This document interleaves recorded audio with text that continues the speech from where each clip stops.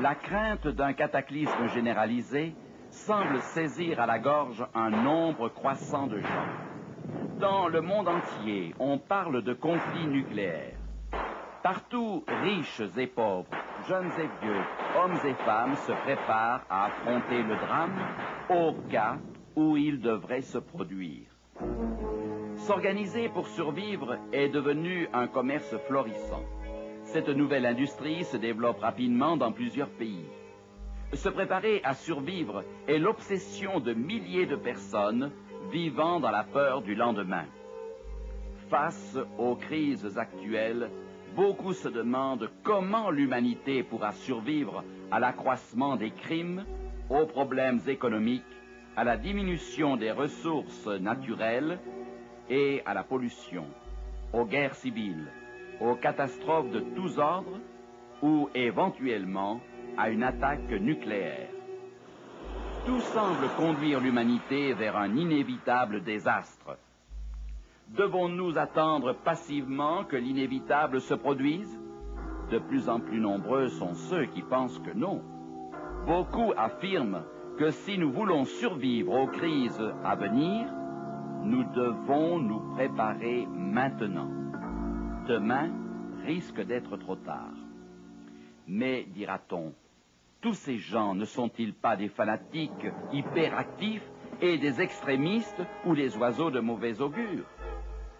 Il est possible qu'une telle description corresponde à certains de ces préoccupés, mais la grande majorité d'entre eux sont des gens équilibrés, éduqués et bien pensants, qui tout simplement cherchent un moyen d'échapper à une catastrophe généralisée et à survivre.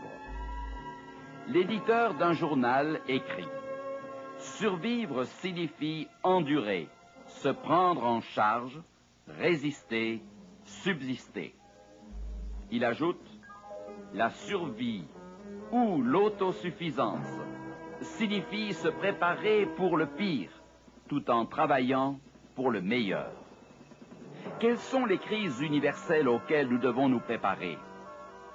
Allons-nous vraiment affronter des temps difficiles ou s'agit-il seulement du produit de l'imagination de certains?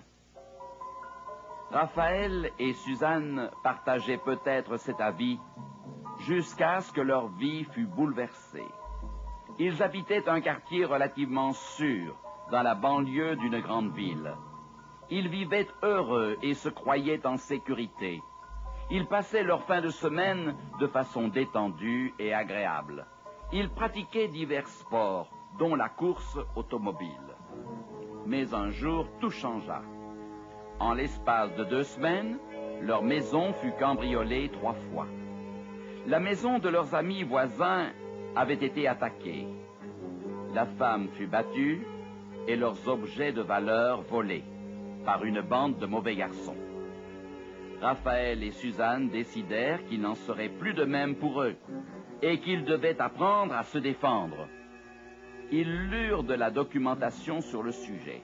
Comment se défendre et survivre? Ils suivirent des cours, achetèrent des armes à feu et, en peu de temps, apprirent à les utiliser. On les initia à l'art de fabriquer leurs propres balles. Cela semble exagéré. Toutefois, bien des livres et des journaux incitent les gens à acheter des armes à feu pour se protéger. En fait, il n'y a pas si longtemps que le maire d'une ville importante invita ses concitoyens, lors d'un programme télévisé, à s'armer pour se protéger, car la police était débordée par les appels au secours. À propos de l'utilisation des fusils pour l'autoprotection, on a pu lire ce qui suit. Si vous pouvez acquérir un permis pour port d'armes, faites-le. Si vous ne le pouvez pas, nous ne pouvons pas vous recommander de violer la loi.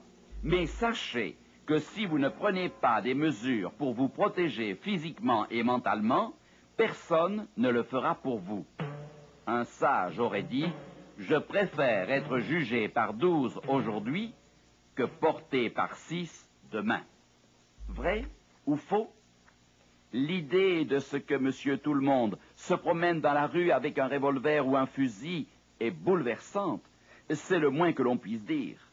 Dans un moment de colère ou de passion, n'importe quoi peut arriver. Alors que Raphaël et Suzanne continuaient à suivre leur cours de survie, le signal avertisseur d'une autre crise retentit. Il s'agissait de bruits d'inflation qui pouvaient provoquer un drame économique et une évidente et proche banqueroute. Une sérieuse inflation frappe notre monde moderne. Selon les spécialistes, l'économie mondiale est au bord d'un gouffre. Les freins ont lâché. Le volant brisé et les ceintures de sécurité sont inexistantes. Crises économiques, taux d'intérêt élevés, dette nationale immense et inflation à un très haut niveau sont les prévisions faites par les hommes de finance modernes. Leurs pronostics sont acceptés et des solutions radicales sont envisagées par une population désespérée. Des millions d'êtres humains se sentent directement concernés. Les titres de certains articles indiquent la direction prise. Un livre qui a paru est intitulé « Comment prospérer pendant les mauvaises années à venir ». Un financier parlant de l'avenir économique essaye de donner des conseils dans un ouvrage titré « Comment survivre au désastre monétaire ». Un autre livre, Après le désastre, suggère de thésauriser l'or, l'argent, les diamants ou d'acheter des bons de trésor et conseille aux gens prudents d'employer ces moyens pour faire face aux temps difficiles de l'avenir. Voici les titres d'ouvrages à succès moderne. L'investissement en temps de crise. Survivre et vaincre l'inflation des années 80. Il n'y a aucun doute, nous sommes avertis d'une crise future. Elle a d'ailleurs déjà commencé. Il est grand temps donc de se préparer en vue du désastre à venir. Il n'y a rien de modéré dans les avertissements des économistes. Ils préconisent un changement total de style de vie. Le remède, disent-ils, dépend d'un revirement économique. Ils affirment exister quelque chose de fondamentalement faux dans certains pays. Les nerfs de la société ont été affectés par la morphine de la tradition et sont incapables de prévenir ce qui va arriver. Voici l'opinion émise par des économistes et des banquiers. La préoccupation concernant le futur est la constatation de la banqueroute morale de certains pays. Les caractères nationaux ont été endommagés de sorte que ni les monnaies ni les contrats ne sont respectés. Ils démontrent l'incapacité pour les hommes d'État de prendre les choses en main alors qu'il est indispensable de résoudre les problèmes économiques. Ces avertissements semblent contradictoires. Achetez de l'or, de l'argent et des diamants, dit-on. Investissez dans les biens fonciers. Ne confiez plus rien aux banques. Faites des provisions alimentaires. Dans un livre « Comment prospérer pendant les mauvaises années à venir », on peut lire: le but de ce livre est de nous persuader que nous sommes entrés dans une grande période d'épreuve. Personne ne peut prédire le moment fatidique, mais il vient et bientôt. Nous sommes vraiment au bord du précipice. Ensuite est dressée la liste des événements sociaux qui se produiront. Chômage massif, détérioration totale de l'économie, effondrement du plan de la sécurité sociale et des fonds de retraite privés et nationaux, holocauste monétaire international dépossédant les hommes de leur fortune. Puis viendra le chaos. Ceux qui se préparent pour les crises à venir, prédites par ces prophètes de malheur, font des provisions de nourriture, de médicaments et d'eau. Ils amassent des fusils, des munitions et des équipements de surveillance électronique pour se protéger. Ces démarches sont assurément désespérantes. Toutefois, le pire reste à venir. Le schéma de survie le plus complexe et le plus affolant est certainement celui de la radiation. Une doctoresse écrit « Comme médecin, je déclare que la technologie nucléaire met la vie en péril sur notre planète. Si nous poursuivons notre lancée, l'air que nous respirons, les aliments que nous mangeons et l'eau que nous buvons seront bientôt contaminés par suffisamment de polluants radioactifs pour menacer notre santé d'un danger plus sérieux qu'aucune des plaies dont l'humanité a déjà souffert. Elle affirme qu'il existe déjà de dangereuses concentrations de déchets radioactifs dans le lait que nos enfants boivent et que l'on retrouve dans leurs os. Si une troisième guerre mondiale était déclenchée, qu'en serait-il de la pollution résultant des déchets radioactifs? Nous ne pouvons que trembler en y pensant. Avec toutes les munitions stockées, les armes nucléaires, chimiques et biologiques accumulées en divers points de notre planète, un nouveau conflit serait catastrophique.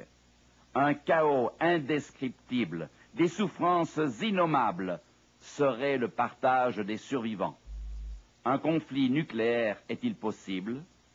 La plupart des hommes politiques et militaires, des savants et des historiens le pensent. Les statistiques prouvent que si trop d'armes sont fabriquées, la planète risque d'exploser par folie ou accident. Personne ne sait quand un homme en colère pressera le bouton et lancera la bombe. Mais direz-vous, si un acte d'inconscience devait déclencher la Troisième Guerre mondiale, quelles seraient les conséquences pour moi? Selon les informations fournies par les responsables de la défense civile, les spécialistes du monde scientifique et médical, les conséquences seraient extrêmement graves. Un physicien a imaginé l'état du monde après l'explosion de bombes nucléaires. Il dit « L'Europe et l'Angleterre sont des cimetières. Les plus importantes villes d'Amérique, de Russie et de Chine sont complètement détruites. Des millions de morts et de mourants. La moitié des habitants de certains grands pays sont morts. Bien d'autres malades sont victimes des effets radioactifs des bombes. Il n'y a plus aucun signe de vie dans les régions bombardées et le sol reste radioactif.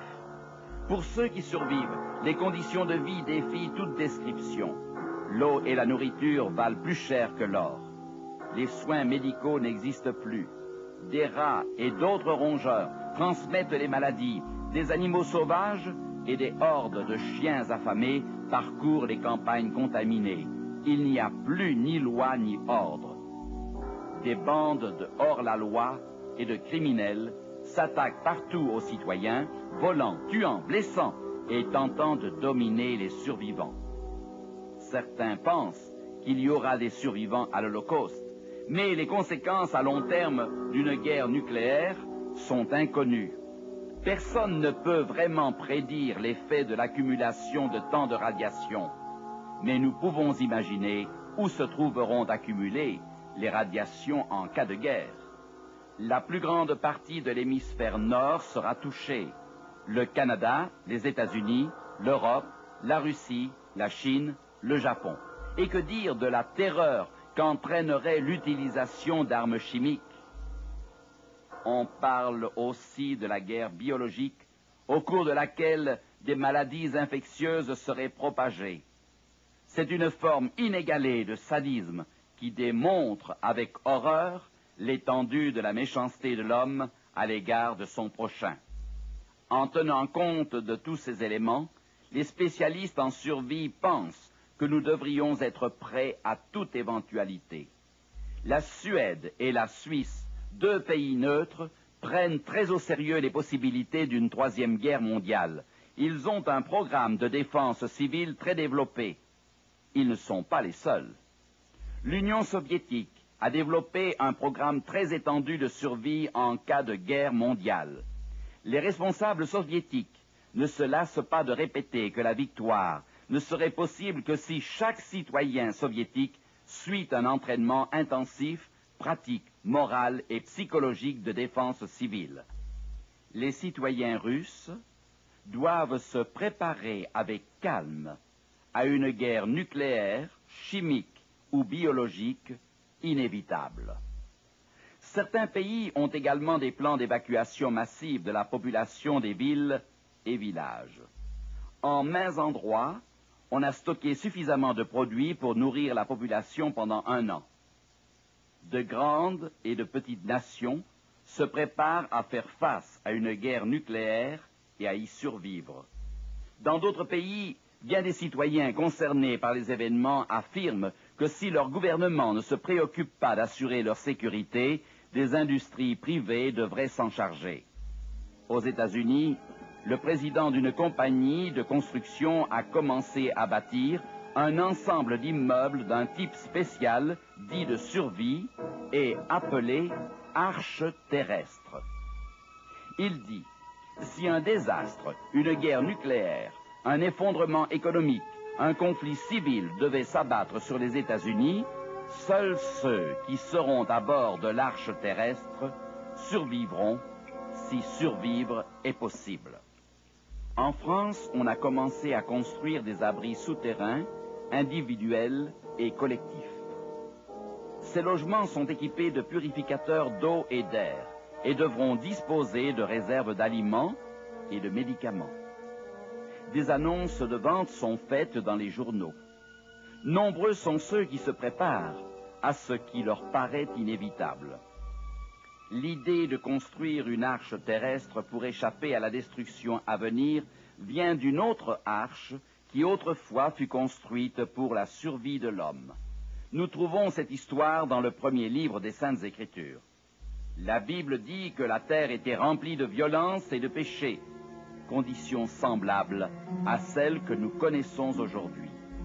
L'Éternel vit que la méchanceté des hommes était grande sur la terre et que toutes les pensées de leur cœur se portaient chaque jour uniquement vers le mal. La terre était corrompue devant Dieu, la terre était pleine de violence. Pour survivre à la corruption générale de l'humanité, il fallait une intervention divine. Aussi Dieu dit-il à Noé, homme juste et intègre dans son temps. La fin de toute chair est arrêtée par devers moi, car ils ont rempli la terre de violence. Voici, je vais les détruire avec la terre. Dieu dit à Noé que la terre serait détruite par l'eau, et lui dit de construire une arche. Contrairement à l'arche terrestre de Blackmore, celle-ci était un bateau. Noé invita sa famille, ses amis et ses voisins à prendre place dans l'arche et à échapper au déluge. Pendant 120 ans, ce prédicateur de la survie avertit le peuple, tentant de persuader le plus grand nombre possible à se préparer à la catastrophe. Mais quand la pluie vint et que les eaux recouvrirent la terre, seules 8 personnes survécurent à la destruction du monde antédiluvien. Dieu avait pourtant prévenu la population et prévu une sortie de secours, mais l'homme était trop occupé par d'autres choses pour reconnaître la valeur des messages et des signes annonçant le déluge. À l'exception des 8 personnes qui entrèrent dans l'arche, tous moururent. Ce qui arriva du temps de Noé, a dit Jésus, arrivera de même à l'avènement du Fils de l'homme. Car dans les jours qui précédèrent le déluge, les hommes mangeaient et buvaient, se mariaient et mariaient leurs enfants, jusqu'au jour où Noé entra dans l'arche. Et ils ne se doutèrent de rien, jusqu'à ce que le déluge vînt et les emporta tous. Il en sera de même à l'avènement du Fils de l'homme. Ainsi que les spécialistes modernes en survie aient raison ou pas, que l'achat d'or ou de pierres précieuses, les réserves de nourriture permettent ou non à certains de survivre, la vraie survie est plus qu'une prolongation de la vie de quelques années. Il s'agit de survivre à toujours, en d'autres termes, de vivre éternellement. Alors que nous parlons de vie éternelle, nous sommes étonnés de découvrir des prophéties bibliques écrites bien avant la naissance du Christ et racontant l'histoire du monde. Ces prophéties se sont réalisées à la lettre. C'est l'histoire qui a commencé avec les grands empires et se terminera à la fin du monde. Considérez la Bible comme un manuel pour survivre. Vous serez convaincus des conseils pratiques qui s'y trouvent pour notre sécurité de tous les jours. Nous croyons que le christianisme est la solution aux problèmes de survie. Pouvons-nous justifier la foi chrétienne en une époque où l'être humain semble passionné par les sciences et le matérialisme? Pouvons-nous mettre notre foi en un Christ historique? Qu'en est-il d'une éventuelle deuxième apparition du Christ? Est-ce une nécessité historique? Pourquoi certains pensent-ils que son retour est proche? Si Jésus devait apparaître, comment le reconnaître au milieu de tant d'imposteurs et de faux Christ? Dans notre recherche de survie, nous nous rappellerons les principes de santé et de vie meilleure. Ils sont mentionnés dans la Bible et confirmés par la science. Les spécialistes en survie ont toujours été sensibles aux soins à apporter à notre corps.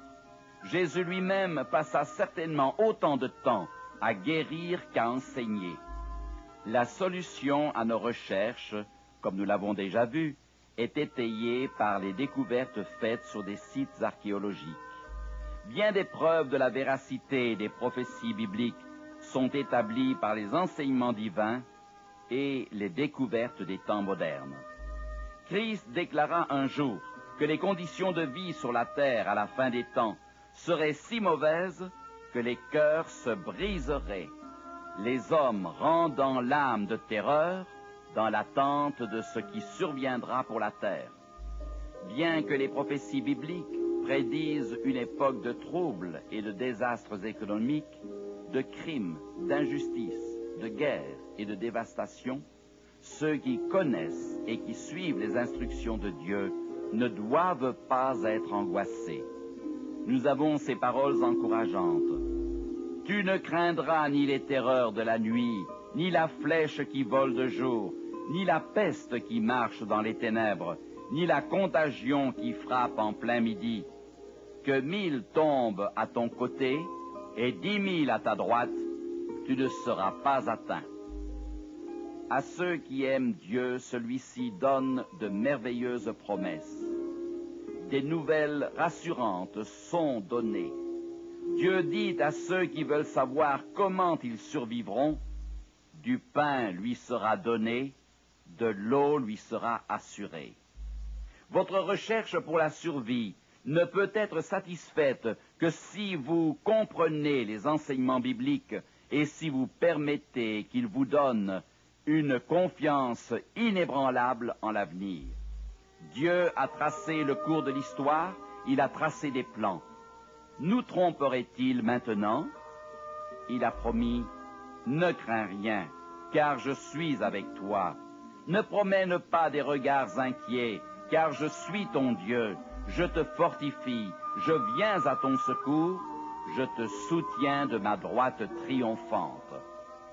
Il a promis de nous guider dans notre recherche pour la survie. Cherchez premièrement le royaume et la justice de Dieu, et toutes choses vous seront données. Ne vous inquiétez donc pas, a dit Jésus.